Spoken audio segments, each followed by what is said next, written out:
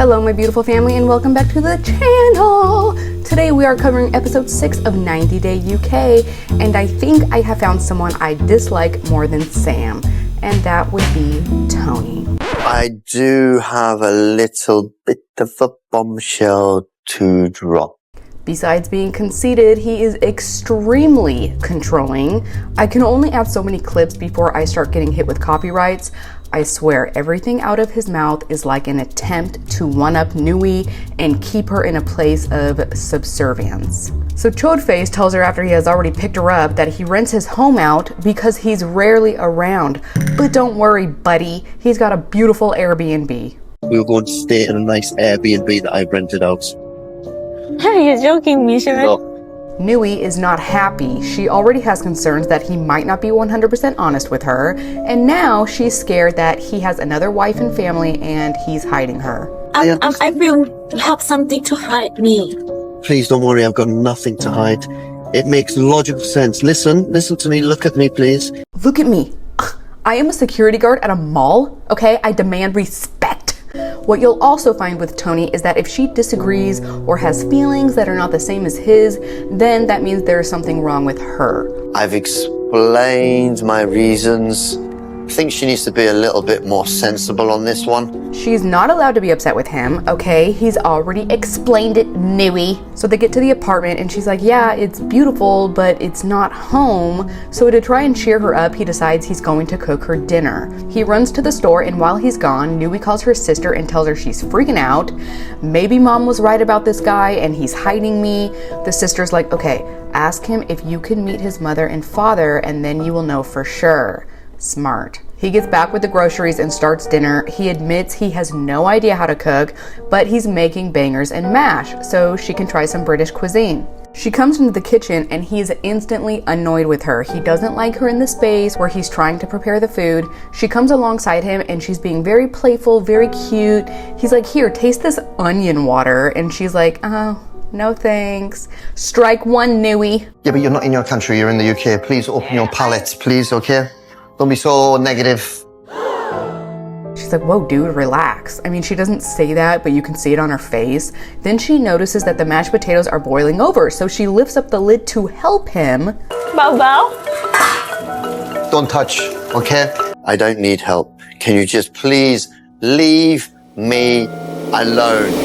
Can you imagine this guy having kids? He makes their plates and Nui is being respectful, polite. She expresses to us that it not only looks gross, but it was gross. But if you noticed, she still ate most of it. He puts a bite in her mouth and it's obvious she doesn't like it, but she's not trying to be rude. However, he is still extremely offended. It's new taste for me, okay? I feel a little bit salty. Yeah, the gravy's rich.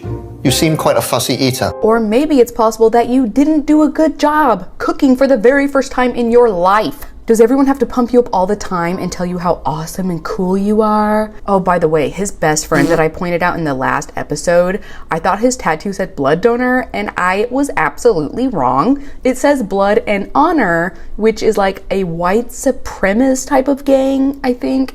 So now it makes sense why episode 5 was removed for a little bit. She looks at him, she's very meek and says, baby, can I tell you something?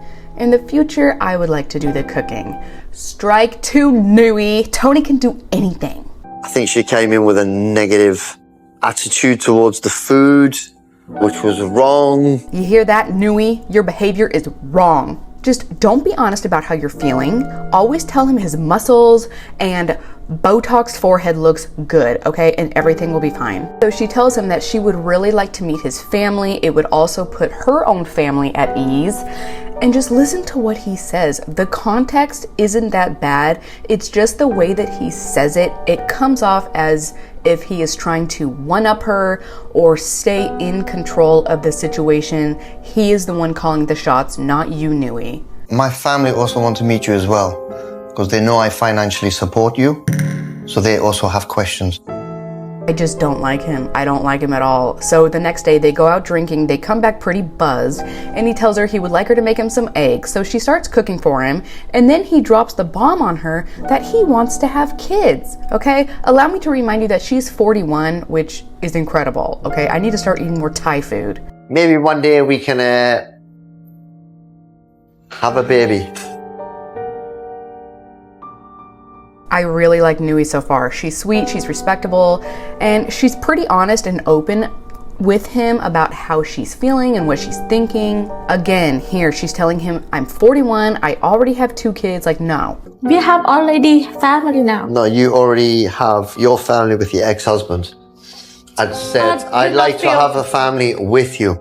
This was another red flag. He doesn't consider her children as his own children because they're from another man.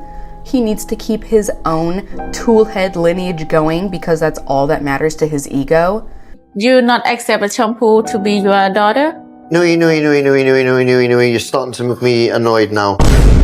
Nui, girl, get out now. Get out while you still can. This guy is going to snap and it won't be pretty. Listen to what I say, okay? And please respect what I say. He's trying to tell her why he's right and she shouldn't be giving him the side eye, but she's not happy. Then he says, if you don't give me a baby, then, well, you know, I'll have to really consider if I want to stay with you. You know, it's a big factor for me if you're not giving me a baby.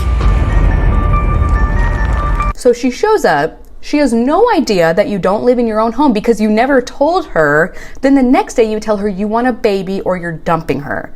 But she's not allowed to be upset with you. There's 2 feelings involved in this relationship, and it's only her feelings that matter. Oh, that's right. I forgot. A woman in her 40s shouldn't have a say in whether she gets pregnant or not. Okay, got it. Now that everyone is good and pissed off, let's move on to stunning Sam and her charming Ali Ababwa. Although I have to say, Ali has really grown on me. He tries so hard to keep her happy. He's always smiling and laughing. Okay, let's get into it. In the previous episode, it ended with her calling up her friend. He wanted her to hang up and she got pissed and the night was ruined. Now it's the next morning. She woke up and Ali is gone and she wants to go home. Ali tells us that he overreacted and needs to make it right, so he calls her up and asks her if she could please meet him outside. Okay, I love you. She's voice is so pissed. He takes her to a beautiful restaurant. I love all the plans, but oh my goodness, who told her this jacket was a good choice? Someone in the comment section said that she looked like Hagrid. I'm gonna go ahead and guess they saw her in this outfit and that reminded them of Hagrid. She walks up and again, he's grinning from ear to ear. He starts apologizing to her for how he acted and tells her he wishes she wouldn't care so much about answering her phone. I called her. You called her? Yeah. I'm sorry, I apologize. He's like, I'm so sorry, I totally overreacted, I shouldn't have done that. Then she's like, yeah, well, there's a way you can tell someone, don't play with your food, you're not a child. There's a way in which you can ask someone, don't play with your food, you're not a child. I'm sorry, you were saying there's a way to tell someone what? She finishes educating him and says, I wish we didn't argue so much. I think it's because of jealousy and trust. She says that he is so jealous of her. He constantly wants to know where she's been, what she's been up to. I love your smile. Thanks. Ali knows how to wrap me around his little finger. And he does. He laughs and says, we're soulmates, and she's just giggling away. Later that evening, they're back in the hotel and he comes out. He's like, how do I look? And she's like, you look fine. Why? Because, my delicate little gazelle, I'm taking you out dancing. I talked to some dance school about for the can we come to tonight, like some private something. Sam is excited. She's ready to have some fun. Then they walk in the door of the studio. No, the teacher's half naked. Like, could she be wearing any less clothing? Sam is not happy, but she's like, you know what? I'm a dancer and I'm gonna show her what's up. The class begins. It kind of looks like belly dancing possibly, and the entire time Ali is only looking at Sam. He never looks up at the dance instructor. Huge kudos to him. Waving things at the car wash. It's made it funnier and more at ease, actually. Give that man a visa. He made Sam happy for about 30 seconds.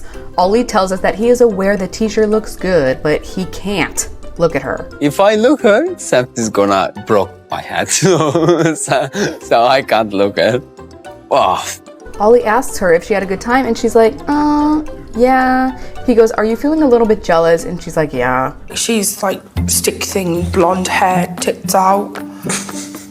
And I'm like, Kind of. Like fucking 10-ton Tess. I had to look up what 10-ton Tess was, and I think it was a humongous bomb, like the biggest of its time back in the day. He's trying to build her up. He's like, why don't we go back home and you can show me what we learned? My belly only dances when we're eating food, baby. The next morning, Sam is having a fit because their hotel room is so tiny and it's all your fault, Ali. She's like, this has to be fixed before we do anything else. So Ali disappears and then comes right back to tell her that he's got it all handled and their new room is ready and waiting for them. Of course, it is his sole responsibility to move all of the luggage. I'm not carrying nothing. Do your job properly. Are you happy now? Yeah. Finally, she likes something. That evening they go out to dinner. Sam orders a burger and fries. Ollie orders a steak. And again, this bothers Sam because it seems like he is always ordering the most expensive thing on the menu. I have to go back to work, yo. Hello. I'm working 2 months. I always worry. Ali is like, oh my gosh, not this again. He's getting so sick of her constantly assuming that he's flirting with other women or hooking up with them. He doesn't know what else he can say to her to reassure her. But in the meantime, it's really wearing him down. I want you to, not give them the attention that I should be getting. I can't do this all of the time. Really, I have the limit. Finally, he's like, you know what, Sam? The more happy I can make the guest, the better the tips are, which means the sooner I can get my visa. So what do you want? You can take nice tips without looking at nice tits. Oh my God. Stop the overthinking. I like that she's shoving fries into her face while telling him not to notice pretty girls. Moving on. Oh yes, oh my gosh, finally someone I like. Actually, I like them both. I think they have genuine love, and Charlotte is such a gem. She's such a treasure. She really loves with her whole heart. That being said, Johan, you better watch yourself. Oh, also a bunch of people were having a fit saying like his name is not pronounced Johan, it's pronounced Johan. But that's how she was saying it. I hope you're right because when I see his name, I want to say Johan. Johan's finally got some time off work, so we're checking out a wedding venue together.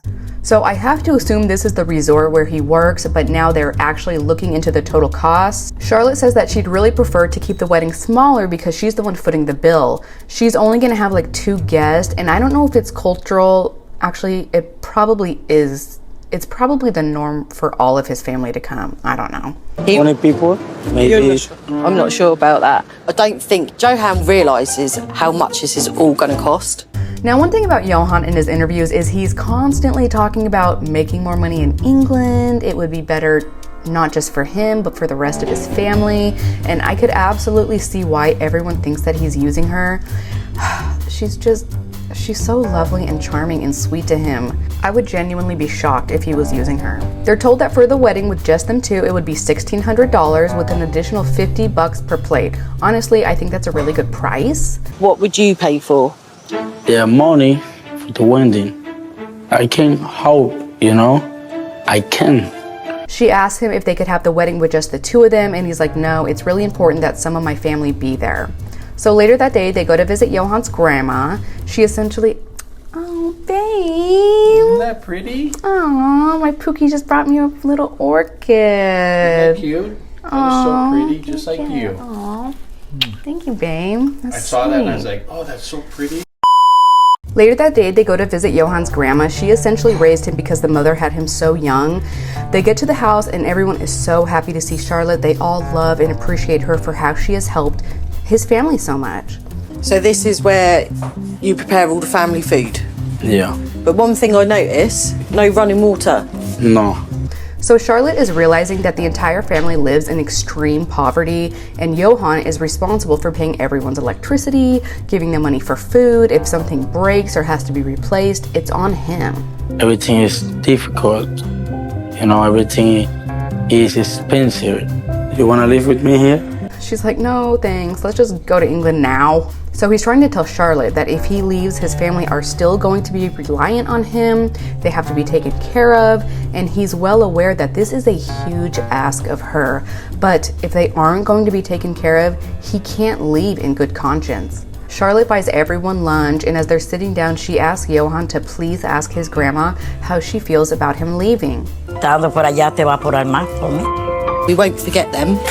Yeah. And that we will still help when we can. Seeing how the family welcomed her into the home totally warmed her heart. She considers them her own family and says she will do whatever she can to help them. Now, it's their last night together and Charlotte has planned a romantic dinner for them. I wanted to bring you here tonight because you're special to me. Close your eyes. I have something special for you. He opens it up and it's a watch. He says that it's beautiful. Then it cuts to his private interview. I'm very happy. Beautiful surprise. She naughty girl. Charlotte says that he deserves to be treated and given gifts because everything that he does is for other people. He never does anything for himself. He tells her he is starting to become concerned about leaving his family because they rely upon him so heavily. You want to do everything you can.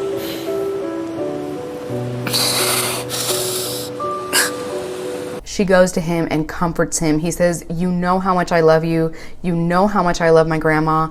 She's like, Johan, we can help them. And he's like, no, don't worry about it. We'll see what we can do. Then he says, you know, before you leave tomorrow, we need to give my family some money. And she's like, oh, how much? And I think between the mom and the grandma, he either said $140 or $160. I can't remember exactly. And she's like, whoa, that's kind of a lot of money. Let's. She buy rice, medicine.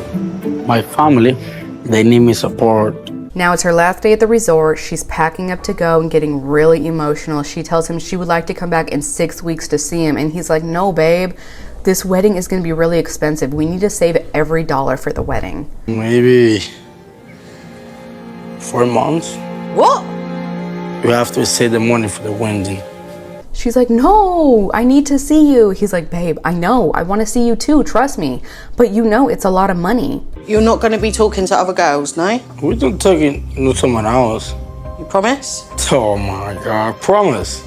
Charlotte is super heartbroken leaving Johan. She's crying, but eventually she gets into the taxi and goes home. Moving on, real quick, I'm going to cover these two fast. Nicole and MahmoudAzan, they arrive in his village and oh my goodness, it is a village. Taher has 11 brothers and his oldest brother comes by to meet Nicole. It's a disaster. Nicole was being polite, lighthearted. Then Taher starts bringing up all of these topics in front of his brother to really drive it home that he expects his future children to be raised in Islam. If they have a daughter, she can't have any male friends. Nicole is like, oh my gosh, just because I was raised different than you doesn't make me a bad person.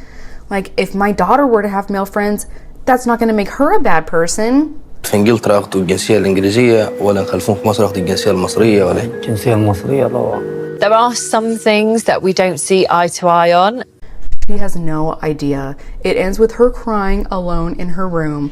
And that was it. Thank you so much for watching till the end. Thank you to my amazing members. I love you and I will see you guys in the next one. Bye. Body trying to bring social revival. God hate harder than me, no eye for eye. I really ain't got no rival. Carry my cross like a Birkin. Give him that word sharper than a two-edged sword. That Bible like a surgeon. You should really pull up to Sunday service. I serve a big G.O.D. Step on a beat and they get highly nervous. I say the bigger he do it, the bigger they bit. I peeked it, I'm observing.